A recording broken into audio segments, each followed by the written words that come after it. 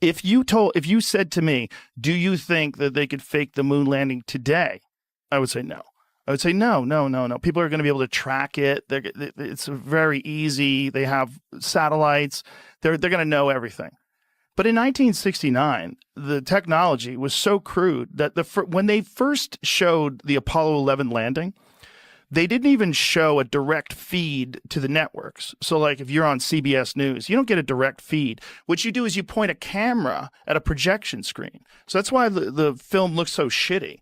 The camera is pointed to a projection screen where you see the astronauts jumping around on the moon.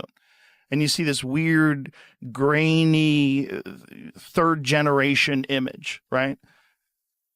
And we did it, and we have never done it since. And we've always said we're going to do it.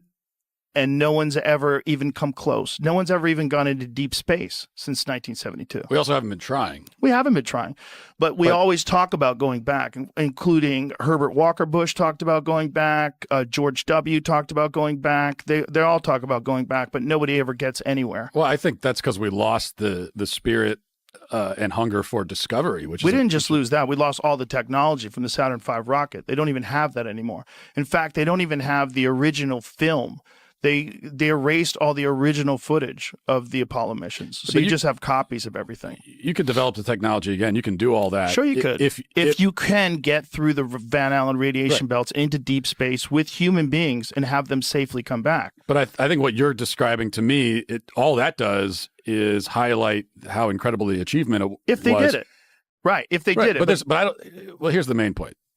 There's no evidence, because saying that it was a hoax is an assertion of it's not you're not just denying an event, you're asserting a whole other event that you say happened instead. And there is evidence that we went to the moon. Now someone who's a skeptic might say it's not enough evidence or it's not good evidence. There's like evidence. There's eyewitness. There's people that went and came back and told us. There's footage. There's a lot. Okay. There is evidence. Okay. But there's no evidence of the hoax. Like no one has come and said, "Here's my affirmative evidence that this hoax happened." It's never happened. Apollo 11, I believe, when the booster took off on the moon, they were like, "Oh, we think it might be hollow," and it's it seems like actually the outer layer of the moon is less dense, is more dense than lower layers, which pattern matches only to an excavation site. That's obviously in Earth, the lower you go, it's more dense, right? And so Apollo 12, they intentionally crashed the booster of the lunar vehicle onto the moon. They put seismometers there, and they said that it rang like a bell. This is all fact. You could look all this stuff. It's super weird. It is really weird. I know you did an episode about that with Randall Carlson. The idea that the moon was somehow another place there to stabilize our atmosphere is so crazy. It is crazy. And then you obviously have to sort of think in probabilities all the way down. Lowest probability, craziest thing is Ingo Swann, who is another remote viewer in the Stargate program. He wrote a book called Penetration, where he's basically like abducted by this guy in a suit, like this kind of Men in Black style guy named Axelrod. And he is told to remote view the moon.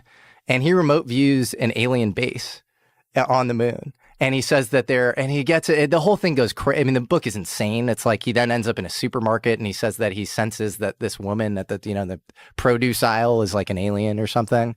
But a lot of people from that Stargate program remote viewed, structures on the dark side of the moon and that sort of thing. So, well, but AJ from the Y-Files was on, and he was the one that was telling us that there's photos, right, of the dark side of the moon, that someone had seen photos and was assuming that these would be released shortly, that there were structures. Wow, this is going to be the biggest news ever, and then it was never released.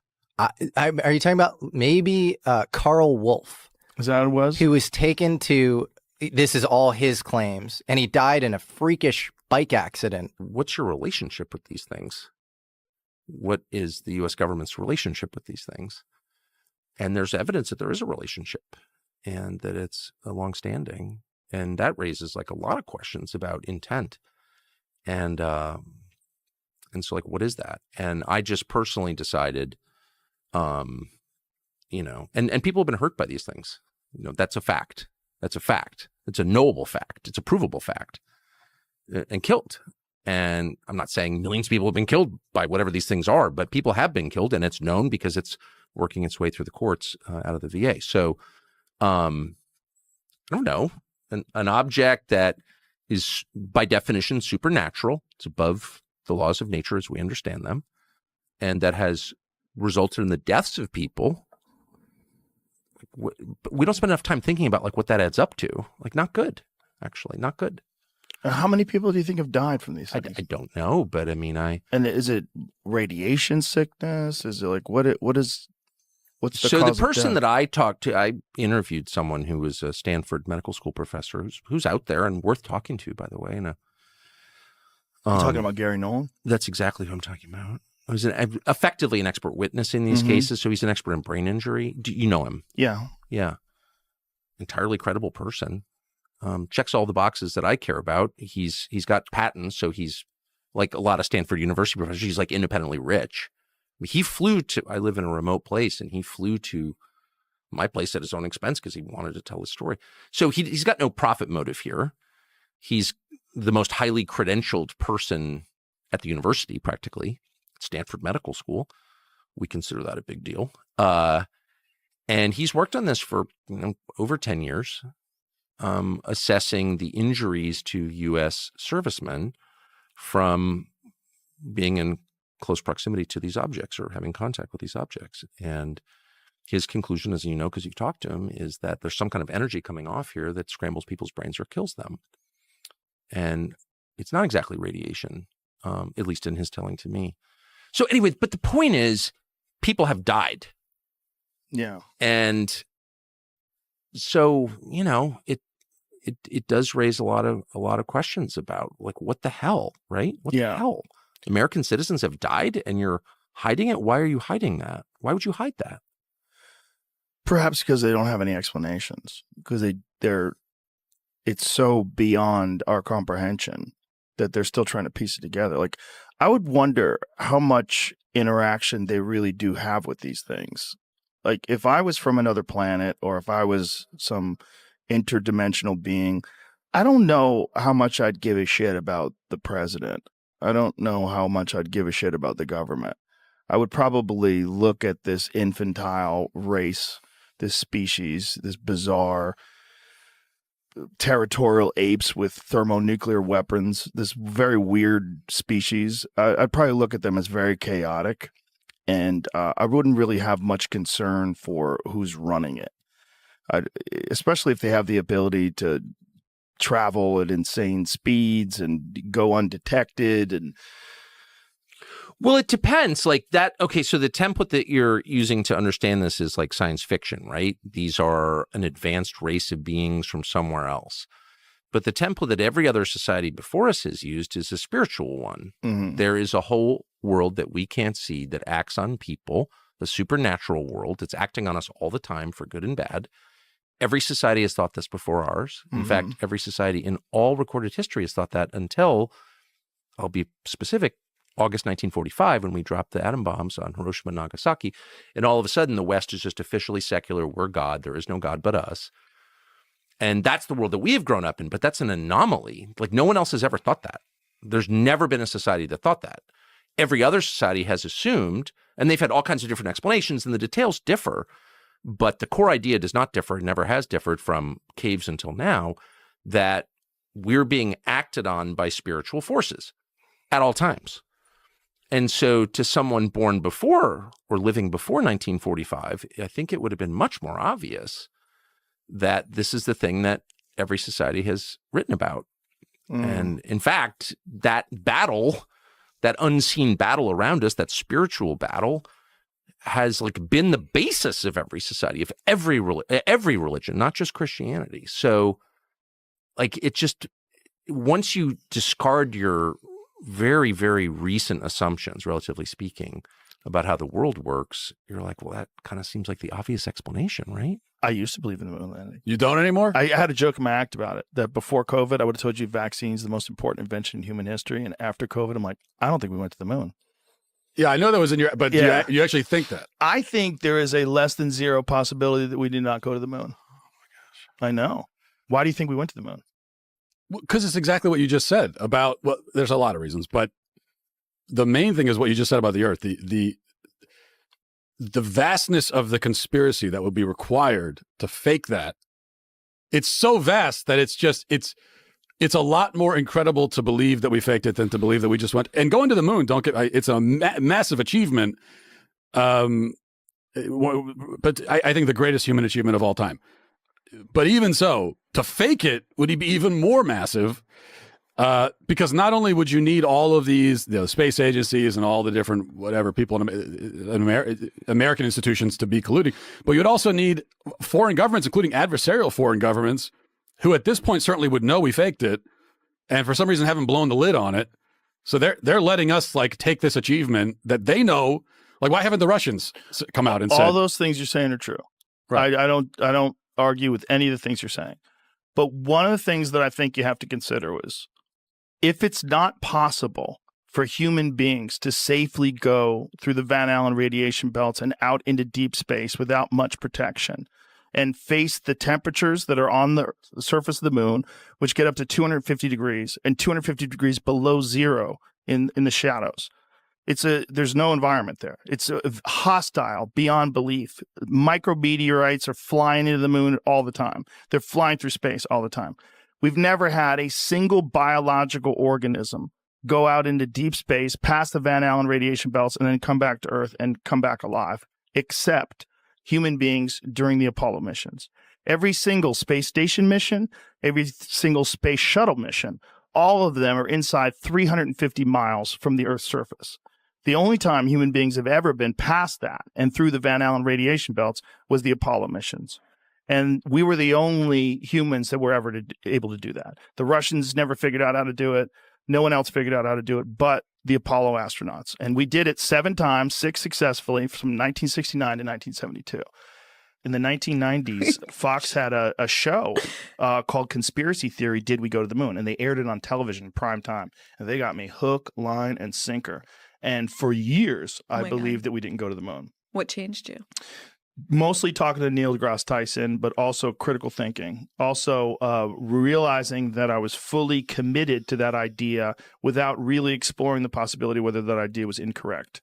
And that I had taken everything that I saw in that documentary, which is incredibly convincing, and with 100% confirmation bias, I only looked at that and I didn't look at all the contrary evidence. There's some fucked up stuff about the moon landing, unfortunately. And the fucked up stuff is mostly people that were involved in publicity that were doing stupid things with photographs. Like they had taken a picture of... I'm going into uncharted territory here, just so you know. Like, you're an expert on this. Yes. I've never gone into moon landing denialism, so I don't know about it. Was Buzz Aldrin... who was the guy that was Michael Collins? Michael Collins in Gemini 15. Jamie's like, I've heard this before. He's seen it many times. Pull out that photo. This is what I'm talking about. With the shadow? No. It has nothing to do with that. This is a photo that they put out as an official photograph of Michael Collins doing a spacewalk. But what it actually is a photo of them testing equipment, and they blacked out the background. So he's in this suit that they were doing with testing, and instead, because they really couldn't get good photos in space because no one's out there with him taking these pictures, right? So they lied. They faked it. This is it. So you see the one on the left, you see the real photograph. And this is him in a studio where they're working on or warehouse rather, or some sort of a testing environment, working on how to control these harnesses that you would use when you were on a spacewalk. Because that thing, propels him forward and back, and he's learning how to use it. What they did was they just blacked out the background and reversed it, and then they sold that as him actually being in space. So this is probably an overzealous publicist. And there's a bunch of these. There's a bunch of these when it comes to different backgrounds in areas of the moon that are many, many miles apart from each other. It shouldn't be the same background.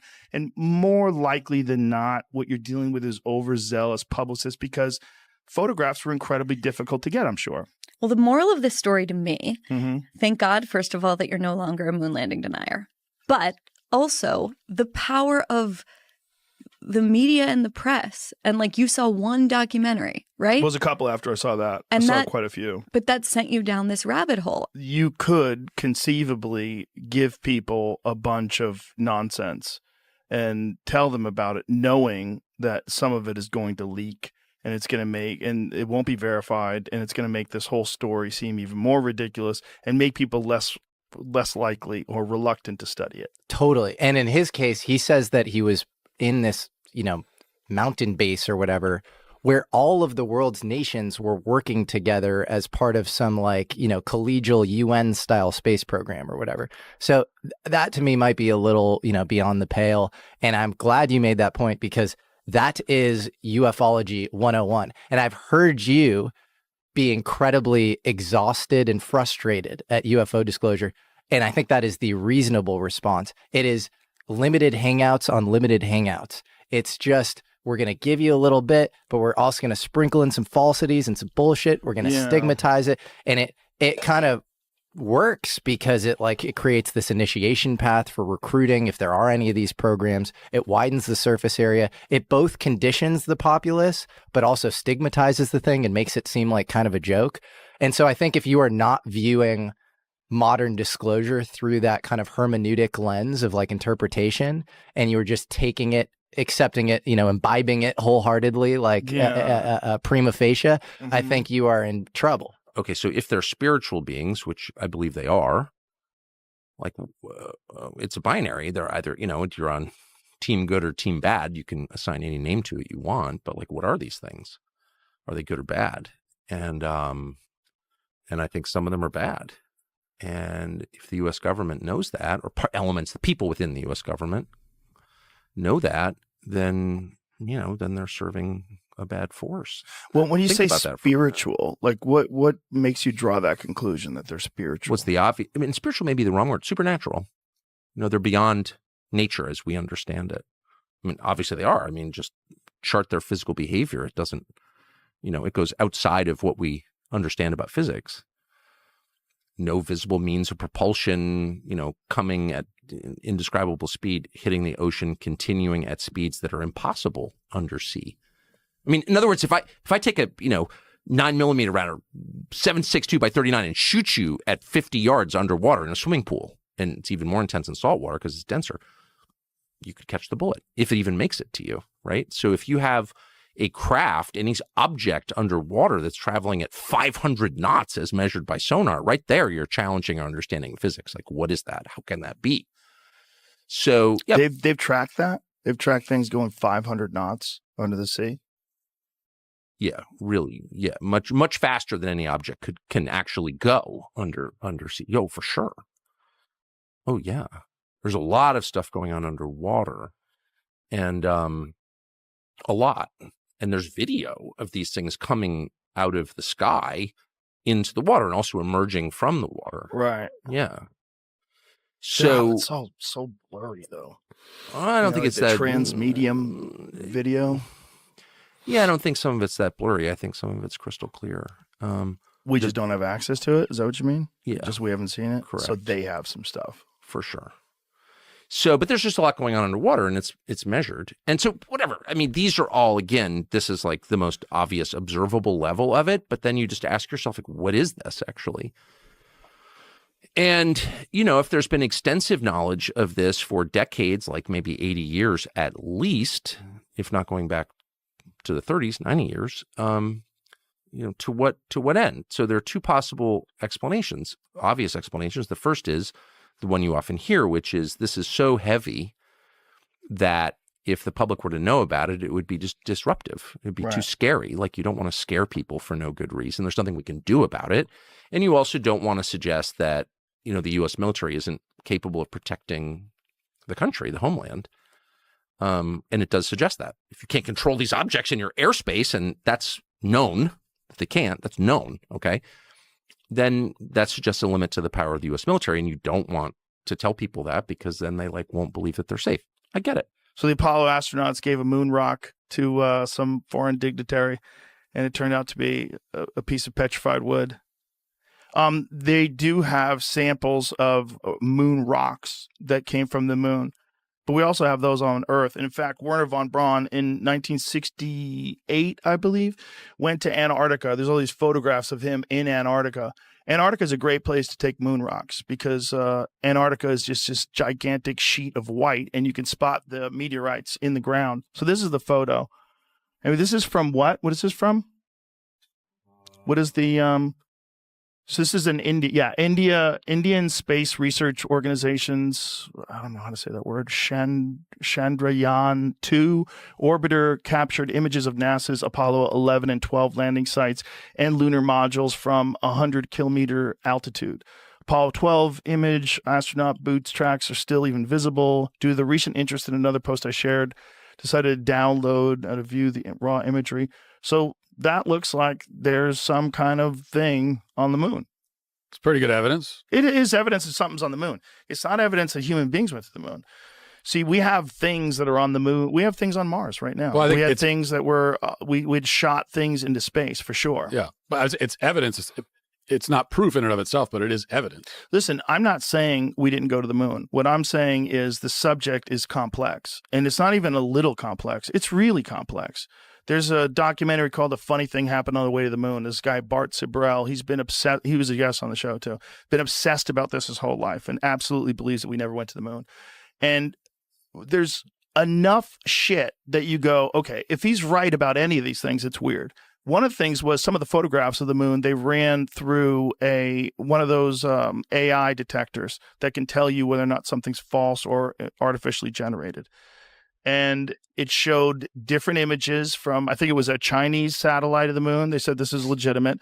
But then it got to these Apollo images, and they said these have been doctored. This is AI. This AI program that all they the ran, images or a few of them? A few of them.